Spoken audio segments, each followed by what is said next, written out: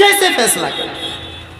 بات یہی رک جاتی تو آپ کہتے ہیں مفتی صاحب اللہ تو دل کو دیکھتا ہے، جنت میں بندہ ظاہر کے اعتبار سے نہیں اعمال کے اعتبار سے جائے گا، ایمان کے اعتبار سے جائے گا۔ تو اب اگلا رپورٹ سن لیجئے۔ بلایا، نام کیا ہے؟ رمیش، سمجھ میں آ گیا؟ اگلا نام کیا ہے؟ جعفر، سمجھ میں آ گیا؟ جعفر کو قریب کیا، بھائی، بیٹا، آپ کے والد صاحب عبداللہ، ماشاءاللہ، کہاں جا رہے ہیں؟ پنجاب، کیا کرنے؟ کمانے کے لیے۔ اچھا بیٹا کلمہ سناؤ تو۔ کلمہ کیا سنا ہے؟ کلمہ، پہلا کلمہ۔ ہنسنے کی بات نہیں، ذرا توجہ سے بات سنیں، دنیا میں ہو کیا رہا ہے؟ اور پھر ہم یہ شکوہ کرتے ہیں ایسے حالات، مسلمان پٹ رہا ہے، مر رہا ہے۔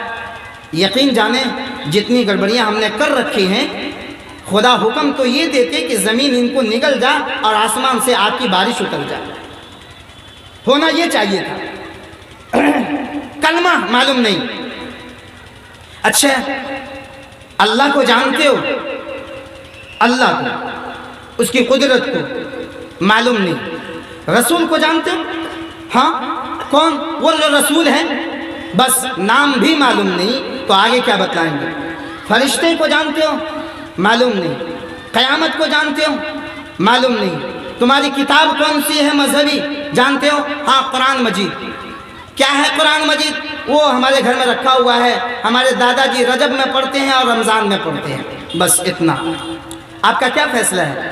اس کو ایمان معلوم نہیں، اس کو اللہ معلوم نہیں، اس کو رسول معلوم نہیں، اس کو فرشتہ معلوم نہیں، اس کو قیامت معلوم نہیں، اور اس کو اپنی کتاب معلوم نہیں۔ آپ کا کیا فیصلہ ہے؟ آپ اسے مسلمان کہیں گے؟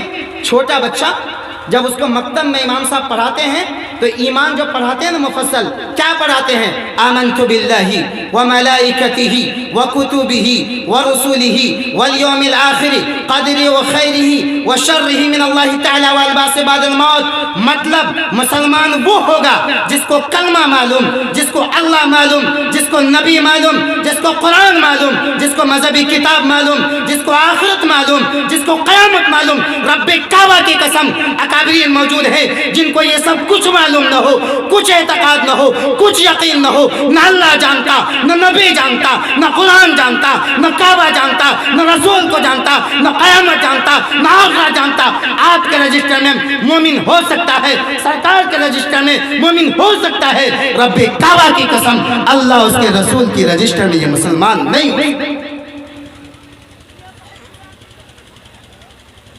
ہم مطمئن ہیں کہ ہمارا بچہ مسلمان ہے، وہ مرتد نہیں ہے، ذہنی اعتبار سے مرتد ہو چکا ہے، فکری اعتبار سے مرتد ہو چکا ہے۔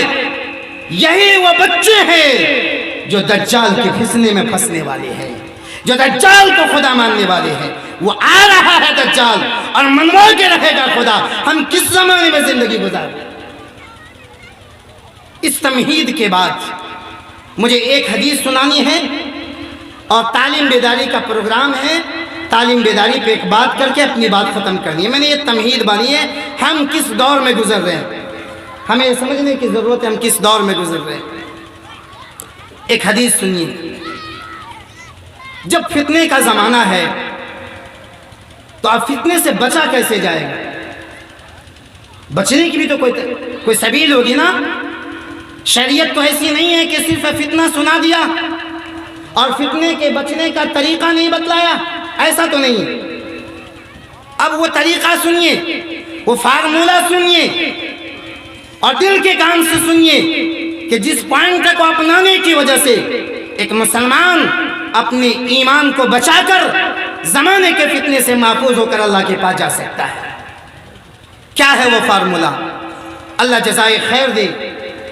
حضرت عقبہ ابن عامر رضی اللہ تعالیٰ عنہ صحابی رسول ہے، اس نے پوچھا یا رسول اللہ من نجا، فتنے کے زمانے سے بچنے کا فارمولہ کیا ہے؟ اب ذرا تصور کریں، یہ آج سوال نہیں ہو رہا ہے، فتنہ 1450 سال کے بعد اتنا زیادہ ہے اور صحابی سوال کر رہے ہیں نبی سے۔ ظاہر ہے اس زمانے میں تو یہ فتنہ نہیں تھا، لیکن اللہ نے اس نبی کے صحابی کے ذہن میں یہ سوال ڈالا، اور نبی کی برکت سے یہ سوال آیا۔ چونکہ اللہ تعالیٰ اپنے نبی کے ذریعے اس حدیث کو قیامت تک آنے والے اور خاص طور پر قیامت سے قریب آنے والے فتنے کے زمانے میں مسلمان کو سنانا تھا۔ اگر یہ حدیث اس وقت بیان نہیں ہوتی تو آج ہمیں فتنے سے بچنے کا طریقہ معلوم نہیں ہوتا۔ عقبہ ابن عامر رضی اللہ تعالیٰ عنہ نے پوچھا کہ یا رسول اللہ فتنے سے بچنے کا طریقہ کیا ہے؟ نبی کریم صلی اللہ علیہ وسلم نے مختصر الفاظ میں صرف 3 جملہ میں فتنے سے بچنے کا فارمولہ بتلا دیا ہے کہ دیکھو فتنے سے بچنے کے طریقے تو بہت ہیں، لیکن عام طور پر جو مسلمانوں میں فتنہ ہوگا وہ 3 وجہ سے ہوگا، لہذا وہ 3 وجہ سن لو۔ پہلی وجہ نبی کریم صلی اللہ علیہ وسلم نے ارشاد فرمایا املک علیک لسانک، اگر فتنے سے بچنا چاہتے ہو اپنی زبان کو کنٹرول میں رکھو۔ یہ پہلا فارمولہ ہے۔ بات کہنے کو تو بہت آسان ہے کہ یہ کون سا بڑا کام ہے، زبان کو کنٹرول میں رکھنا یہ کون سا مشکل کام ہے، لیکن میں آپ سے کہوں یہ ہر رات اٹھ کر 3 بجے 3:30 بجے تہجد پڑھنا آسان ہے، ہر سال حج کرنا آسان ہے، عمرہ کرنا آسان ہے، پورے سال روزہ رہنا آسان ہے، لیکن رب کعبہ کی قسم اس چھوٹی سی زبان پر کنٹرول کرنا بڑا مشکل کام ہے۔ کوئی تو وجہ ہے۔ نبی کریم صلی اللہ علیہ وسلم صاف لفظوں میں زبان کو نکال کے باہر کیا اور کہا صحابہ یہ جو زبان ہے نا، اسی زبان کے غلط استعمال کی وجہ سے مسلمان زیادہ تر جہنم میں جائیں گے۔ کوئی تو وجہ ہے۔ فرمایا اگر فتنے سے بچنا چاہتے ہیں اپنی زبان کو کنٹرول میں رکھیے۔ آج سارے انسانوں میں اور خاص طور پر مسلمانوں میں، اور مسلمانوں میں بھی خاص طور پر لیڈیز میں، عورتوں میں، گھروں میں جو فتنہ ہوتا ہے، جھگڑا ہوتا ہے، جس کے مقدمات ہوتے ہیں، جس کی لڑائیاں ہوتی ہیں، جس کے لیے پنچایتیں بیٹھتے ہیں، اگر اس کی بنیاد میں اگر آپ پہنچیں گے تو پتہ یہ چلے گا کہ اس نے یہ کہہ دیا تھا اور اس نے یہ کہا تھا، بس اتنی سی بات تھی، اور وہ بات جو ہے کچہری پہنچ گئی اور تھانہ پولیس ہوتے ہوئے ارریا پہنچ گئی اور پٹنہ پہنچ گئی، مقدمہ وہاں تک پہنچ گیا۔ بات کیا تھی؟ اس نے یہ بولا تھا اور اس نے کہا تھا نہیں تم نے یہ نہیں بولا تھا، یہ بولا تھا۔ یہ بات آگے بڑھ گئی۔ ساس بہو کا جھگڑا، ماں بیٹی کا جھگڑا، پڑوس کا جھگڑا، دوست و احباب کا جھگڑا، صرف اس بنیاد پر کہ اس نے میرے بارے میں یہ بولا۔ اچھا لوگ بھی اتنے چوتیا ہوتے ہیں، لوگ اتنے کمینے ہوتے ہیں کہ ان کی خواہش یہ ہوتی ہے چاہے میرا گھر آباد نہ ہو لیکن میں کسی کے گھر کو اپنی آنکھوں سے آباد ہوتا ہوا دیکھوں گا، اس لیے ان کی کوشش ہوتی ہے ہر آباد گھر میں آگ لگانے کی۔ اور آگ لگانے کی شروعات یہ ہوتی ہے وہ جب دو دوست ہوتے ہیں تو ان کی بات اس کو یہ پہنچاتے ہیں کہ تمہارے بارے میں اس نے یہ کہا، اور اس کی بات اس کو یہ پہنچاتے ہیں اس نے تمہارے بارے میں یہ کہا۔ تو اب یہ کہنے والا اس انداز سے کہتا ہے کہ سننے والے کو لگتا ہے کہ یہی سچا ہے، اور اسی کی بات پر وہ موڈ بنا لیتا ہے اور غصے میں آ جاتا ہے اور اسے بات چیت چھوڑ دیتا ہے اور پھر جھگڑا بڑھتا رہتا ہے، بات بہت آگے بڑھ جاتی ہے۔ یہی جھگڑا میری مائیں بہنیں سن رہی ہے، ساس بہو کا جھگڑا ہے۔ ان کو آج میں ایک فارمولہ بتلا دیتا ہوں۔ ہر گاؤں میں کچھ چوتیا قسم کی، یہ لفظ جو میں بول رہا ہوں چغل خوری کی، یہ اس کا ہماری مادری زبان میں ترجمہ چوتیا قسم، کچھ چوتیا قسم کی عورتیں ہوتی ہیں، کچھ جہنمی صفت کی عورتیں ہوتی ہیں، کچھ آگ لگانے والی عورتیں ہوتی ہیں جن کا کام یہ ہوتا ہے کہ ہر گھر کے اندر وہ آگ لگے۔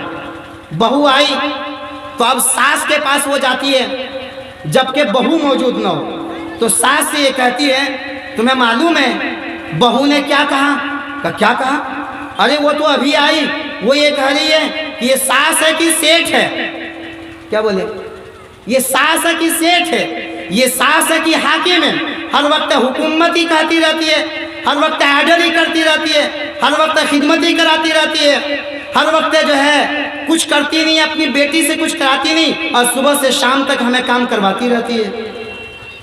یہ تو بہو سے کہہ دیا، بات ختم ہو گئی۔ بہت بہت شکریہ دوستو، آپ نے فل واچ پورا ویڈیوز دیکھا، اور ویڈیوز آپ کو پسند آیا ہوگا۔ پسند آ جائے تو اپنے دوستوں میں ضرور شیئر کریں اور لائک کریں، سبسکرائب کریں اور میری حوصلہ افزائی فرمائیں۔ شکریہ، جزاک اللہ۔ اللہ تبارک و تعالی آپ کو دونوں جہان میں کامیابی عطا فرمائے، شاد و آباد رکھے۔ پھر ملتے ہیں نیکسٹ ویڈیوز میں، اور ایک اچھے اور شاندار ویڈیوز آپ کے لیے لے کر حاضر ہوں گا۔